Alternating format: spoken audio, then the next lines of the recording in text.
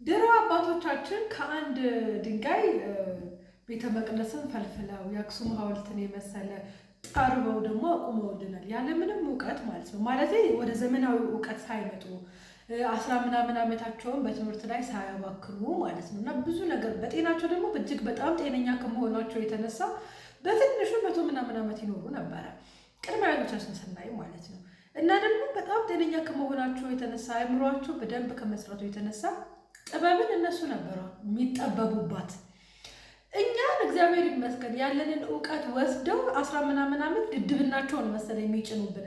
ምክንያቱም አሁን ላይ ሰለጠንኩኝ ተማርኩኝ የሚለው ማህበረሰብ ወይ ደግሞ ጄኔሬሽን በእግዚአብሔር ላይ መሰይጠን፣ እግዚአብሔርን መካድ፣ በእግዚአብሔር ላይ መሳለቅ ብቻ ነው ያተረፍነው። ማለት አላውቅም፣ ጾም በስርዓት አንጾምም፣ ስግደት በስርዓት አንሰግድም፣ በስርዓት ቤተክርስቲያን አንሄድም ወይ ደግሞ መስጊድ አንሄድም እና ሁለቱም ጋር ዝባዝንኬ ትውልድ እየተፈጠረ ያለው አጉል ተማርኩኝ በሚለው አይነት ነገር መሰለኝ።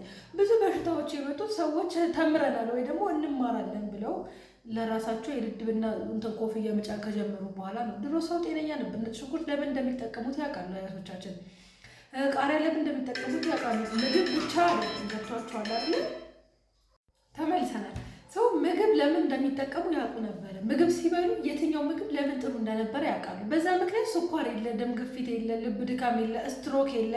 አስባችሁታል? በዚህ ትንሽ ጊዜ ውስጥ ማለት ከዚህ ከ10 ዓመት ወይ ከ15 ዓመት ወደዚህ አስተውላችኋል? የኩላሊት በሽታው አለ፣ ስኳር አለ፣ ስትሮክ አለ። ስኳር ትንንሽ ልጆችን ለማጥቃት ጀምሯል። ለምን?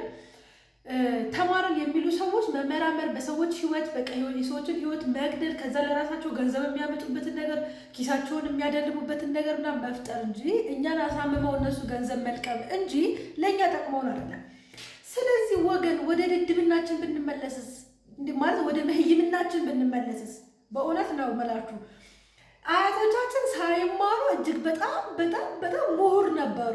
የዘንድሮ ሰው ደግሞ 10 ምናምን ዓመት አባክኖ የሚተርፈው ኮፍያ አድርጎ ፎቶ መነሳት ብቻ ነው። ለሳሉ የሚሰቀል ምንድን ነው? ባህላዊ ሕክምና ዶዙ በጣም ከፍ ያለ ነው፣ አይታወቅም ምናምን ነገር አሉ። ግን ደግሞ ከባህላዊ ሕክምና የተሻለ ዓለማዊ ሕክምና የለም። ዓለማዊ ሕክምና ማስታገሻ ነው። በቃ አለቀ። ህመሙን ለትንሽ ጊዜ ያስታግሳል። ከዛ ደግሞ ሌላ ህመም ሆኖ ይመጣል። ስለዚህ እኛ እድሜ ልካችን የእነሱ መድኃኒት እየቃምን እንኖራለን ማለት ነው። ስለዚህ ምን ልላችሁ ፈልጌ ነው፣ ፕሊስ እንዴ ወደ መህይምናችን እንመለስ። ማርያምን የምሬን ነው የምነግራችሁ።